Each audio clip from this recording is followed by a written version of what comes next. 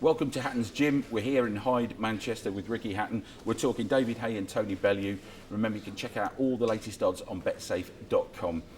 Now, first of all, this is a much-awaited fight. There's some factors here. David Haye, 3 years out, coming back. He's had a couple of fights since. And, of course, Tony Bellew stepping up the weight. What is the major factor? There's a lot of questions that probably need answering, don't they? You know, David has been out for a number of years. Where he's been doing, you know, he's been in the jungle and he's done all these different things, you know. But Tony has been active. You know, he's got the rounds under his belt and everything like that. So that gives Tony an advantage from that sense. But having said that, David looks like in that time he's looked after himself. You know, he's in fantastic condition. You know what I mean? And Tony has been down several times at cruiserweight. And when you see the size of David now and how he's, you know, when you think he won the world title against Bellew, the 7-foot giant, you know what I mean? When you look at Bellew and Tony Bellew, it's like double the size nearly, you know. That was a crazy fight, wasn't it? Yeah, so it's, you know, there's a lot, you know, and it's strange for me to talk about it in this way because I'll make a prediction because Tony's my friend and David's my friend, you know, but I can't help but... Who's your better friend? I know, I can't help though for me.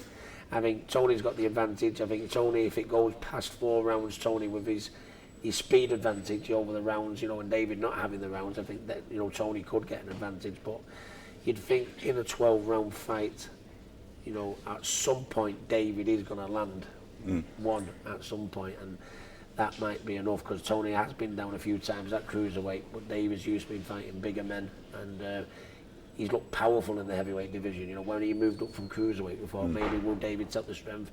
When he did set the strength with him, he even shook Bellew up, became the first man to do so. So I think everything points slightly towards David Haye, but it's no foregone conclusion if Tony can get through a few rounds. You think back to like Haye against like Maccadelli. He was nimble, agile, you know, for a big lad. Yeah. So he's got that. I mean, if anything, Tony Bellew's going to take into this to a winning factor, it's stepping up the weight but keeping the agility. Yeah, I mean, to be honest with you, he's going to have the speed factor. He's had rounds, and you know, David has over the years been in question as being a little bit vulnerable around the chin area, and it's no doubt that Tony can absolutely bang, even though he's competed at cruiserweight. David's heavyweight now. Tony, if he hits you on the chin, he can knock you out, and you know, anybody who thinks that Tony can't knock David out, if he hits him on the chin and uses his speed in order to do so, then they're fooling themselves, because there's every chance. And I think what makes it interesting for the fans is the needle. You know, Tony's like a boxing man through and through, and he claims to say that David is a celebrity boxer, if you like, you know, and so and they're having a pop at each other, which makes it very, very interesting, and it's made me even interested in it. But, you know, I've got to look at it and weigh it up from a boxing point of view. David Haye is a very, very good boxer. He's moved up to heavyweight. He may have lost a little bit of speed, but he's not exactly slow, you know what I mean? He's very explosive. He looks very big at the weight now. So it is hard for me, and bearing in mind they are my friends, it is hard to look past a David Haye win, to be honest with you. I think maybe Tony used his size and speed and the fact that he's had more rounds recently to keep out the way for David and outbox him for a few rounds. But, you know, at some point you think David's going to land, and I think that maybe could be it. I don't know, in the jungle, in the ring, one of us been, you know, one of us been in the jungle, the other one's been, you know, pro boxing throughout that whole time, and I mean, and you put the needle. I mean, does the needle matter? Does it count, or is it just show? I would normally say it is for show, but it seems like I get the impression that Tony genuinely doesn't like David. Yeah. You know what I mean? And Tony keeps saying, listen, he's everything I'm not. You know, I'm a boxing man. You know, and I live the game, and I'm fighting rounds, and he's going on celebrity game shows. You know, so and it seems to have rattled Tony. I don't know why. I mean, one thing I can say is David has his knockers and Tony has his knockers, but you know, the two of the nicest guys you'll ever meet, honestly. You know, but for some reason, personality-wise, they're just not. They just don't like each other, and which makes for a good fight. And there's so many ifs in it. You know, it's, you know, has David had too long out? You know, and Bellew's had the rounds.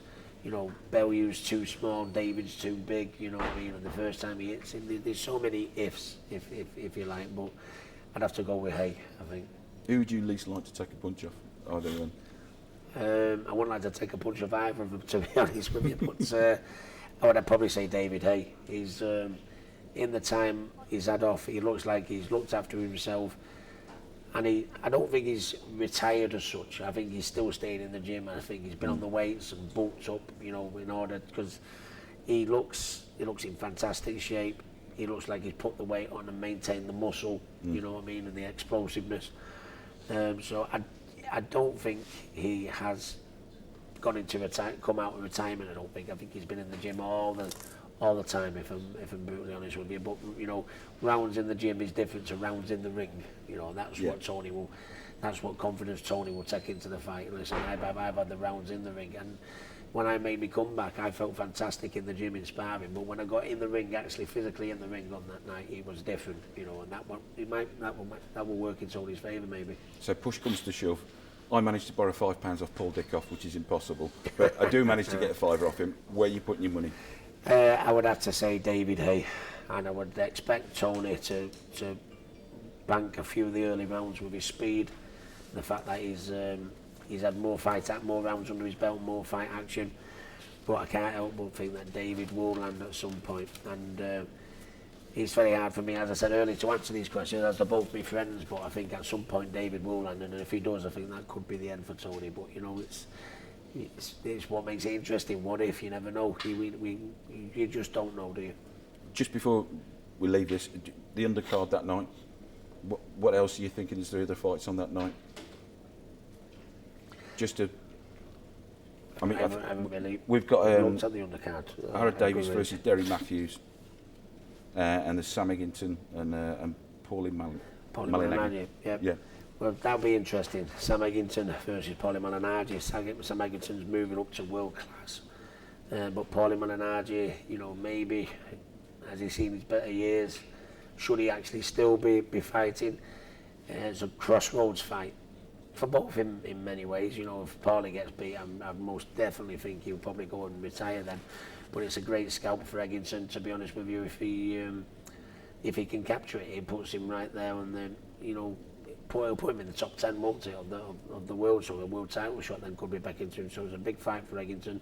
Tricky one because Paulie's got all the moves and the experience, but I think Paulie might have seen better days, and I'll probably go for Eggington with that. But Derry Matthews, I can't believe Derry Matthews is still going. You know what I mean? He's been down and he's always come back. But and he lost his last fight. So Derry Matthews and maybe Paulie Malignaggi have seen slightly better days. So I'd have to go with the opposition for them ones. Yeah. Makes you want to come back, doesn't it? So Ricky's gone with David Haye with that all important £5. You can have your bet too. Check the latest odds, betsafe.com. Remember, you've got to be in it to win it.